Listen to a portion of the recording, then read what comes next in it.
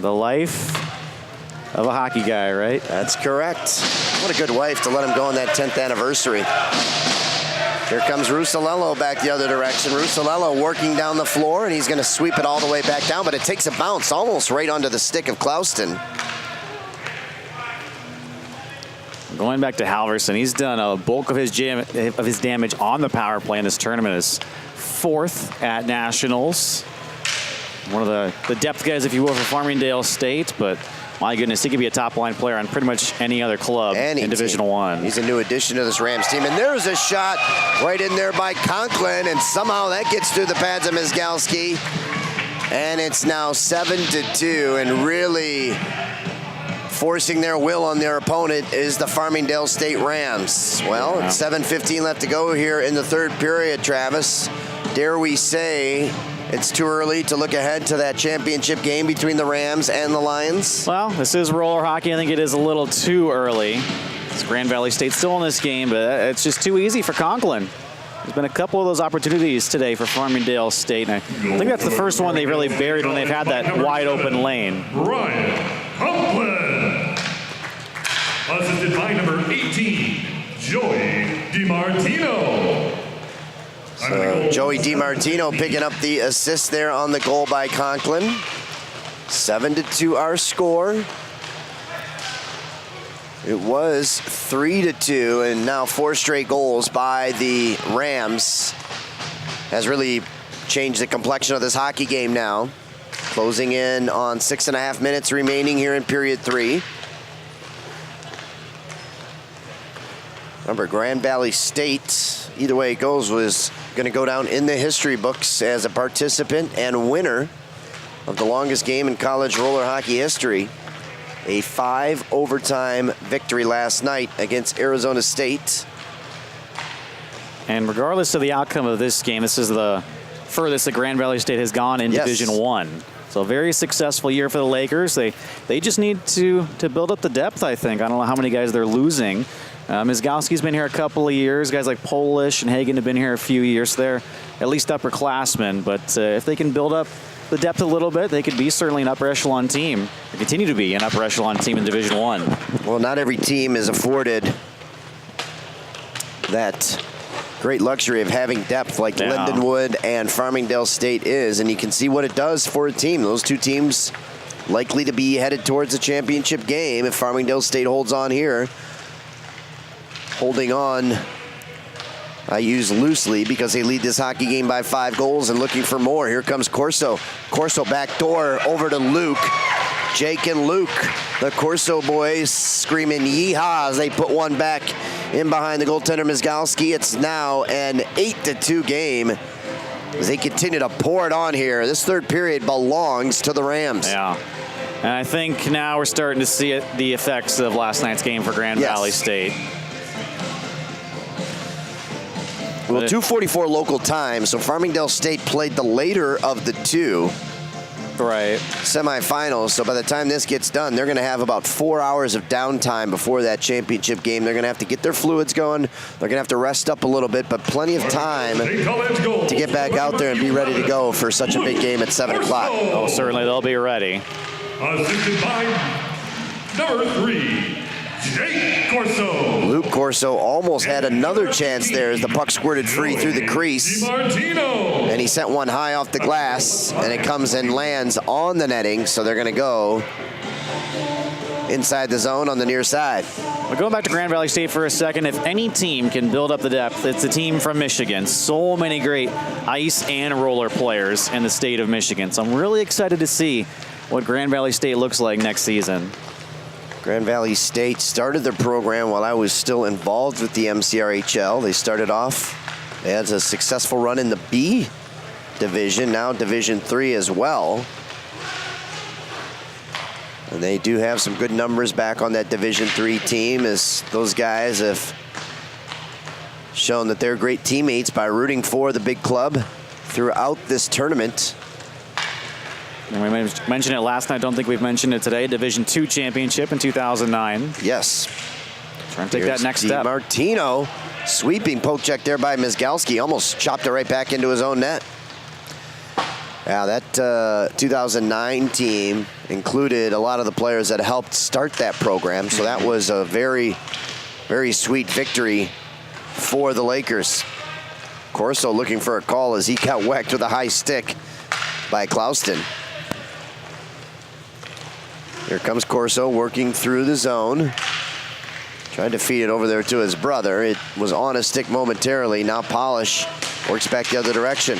Polish had it knocked off his stick, though. Now Clouston's long shot goes off the shoulder of Muccio Shrimpe. And now P.J. DiMartino back the other way. Long pass up ahead trying to find Janke. Janke jumps over a loose puck in the corner. They swat it up the boards, but it's taken there by Tyler Kraft.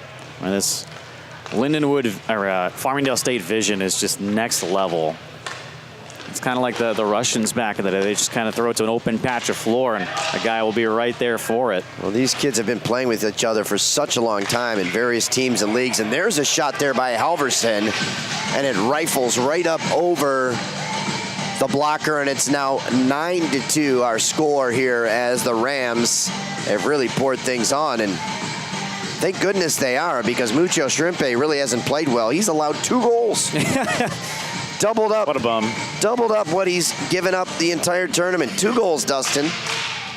6 in a row for Farmingdale. Just going back to what we talked about in the Open.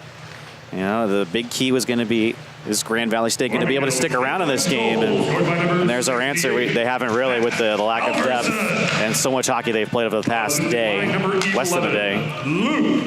Farmingdale State is a relentless hockey team. And once they get a team down, it's like the bully on the playground. They are not going to let you back up. They keep punching you right in the nose, and they keep shooting pucks at the net, and they keep scoring.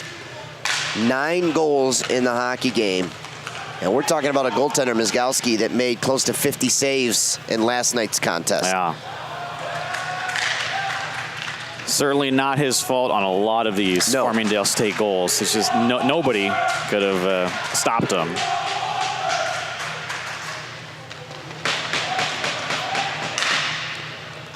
Some chants over here from the Farmingdale State fans. I'm not quite sure what they're... Couldn't quite pick it up. I don't know if Adam could.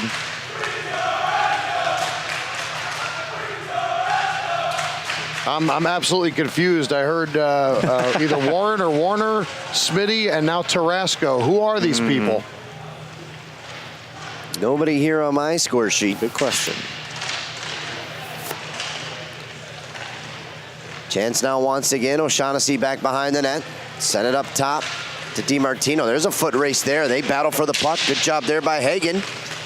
Hagen no quit in his game there. He tried to get it over to McIntyre.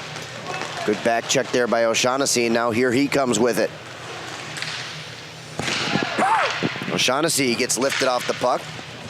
Taken back by the Lakers, but the outlet pass to Polish out of his reach. Kraft picks up the loose puck. Well, Tim Janke just came out onto the floor. And some happy campers here on the bench, so I'm not sure if that's who they were asking for, but Janke out there. Clock is rolling continuously now. It's under 1 minute to play.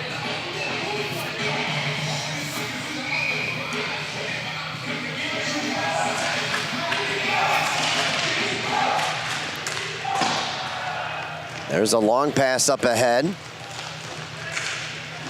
Goes through. Grand Valley State trying to get it out of the zone here for perhaps the last time. It's picked up by McIntyre. They chip it over into the corner. They battle for it there. 25 seconds remaining.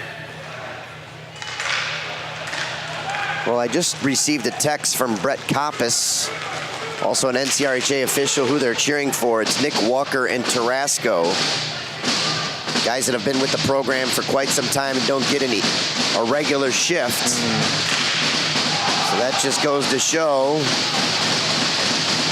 how closely knit this Farmingdale State team is. So Janky shot is steered away by Mizgalski. Your final score here in our second semifinal, the Farmingdale State Rams 9, the Grand Valley State Lakers 2. And we're going to look ahead to the championship game later on today. Adam, it's Farmingdale State and Lindenwood. Quick thoughts?